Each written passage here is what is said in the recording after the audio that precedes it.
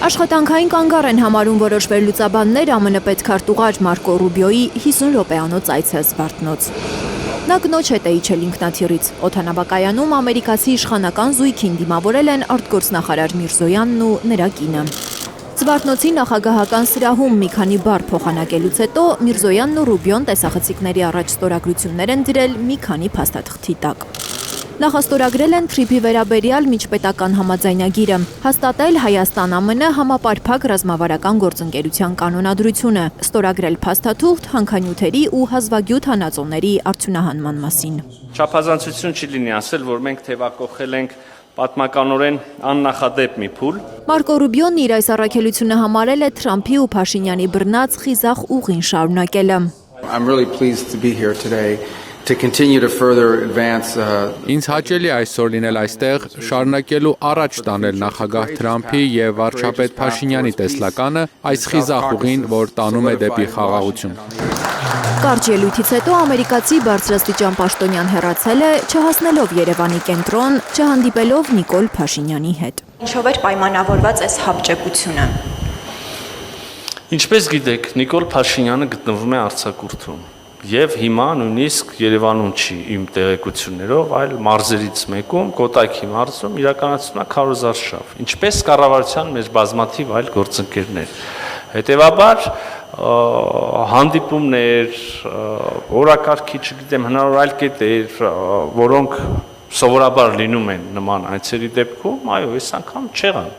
բայց մենք գիտենք նաև, որ լինում են բազմաթիվ այցեր, որտեղ բանավոր հնչում են հավաստիացումներ, քննարկվում են բազմաթիվ կարևոր հարցեր, իհարկե, տեղի ունենում բազմաթիվ հանդիպումներ, բայց օրինակ չեն լինում փաստաթղթերի ստորագրում։ Ռուբիոյի թռչելուց հետո է Միրզոյանը ասուլիս տվել, անդրադարձել նաև քարոզարշավի ընթացքում իր արած աղմկահարույց արտահայտությանը։ Ծնգլ արեցիք, ասել էր նա ի պատասխան գերիների մասին լրագրողի հարցին։ Պարոն Միրզոյան, գերիների հարցը Նա այսօր վստահեցրել է, որ այդ արտահայտությունը կոնկրետ գերիների հարցին չի վերաբերել։ Լավ, ես չեմ հասկանում, որևէ մեկը կարա մտածի, որ լրջորեն գերիների վերաբերյալ հարցին կարելի է ասել ծնգլ արեցիք։ Իսկ գերիների մասին շատ ասելիք չունի։ Ամերիկյան կողմն աշխատում է այդ ուղղությամբ, թե ոչ, գերիներ կվերադառնան, թե ոչ, չի ուզում որևէ հավաստիացում անել։ Քանի դեռ չկա այդպիսի հաջողություն նոր խմբի, ուրեմն մեր պատանդների վերադարձ, ապա այնքան ուզում եք քննարկենք։ Վստահեցնում է, որ սուտ է 300,000 ադրբեջանցիների վերադարձի մասին պնդումը։ Հարգելի հայրենակիցներ, 300,000 ադրբեջանցիների Հայաստանում բնակեցման մասին թեզը հիվանդ երևակայության արդյունք է, անհեթեթություն եւ սրիկայություն։ Շնորհակալություն, պարոն նախարար։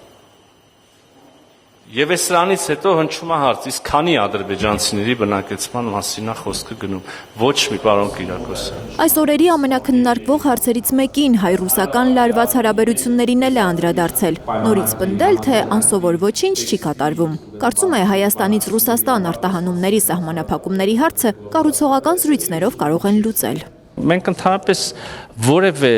ցանկություն չունենք լարվածություն մտցնել Հայաստան-Ռուսաստան հարաբերություններում։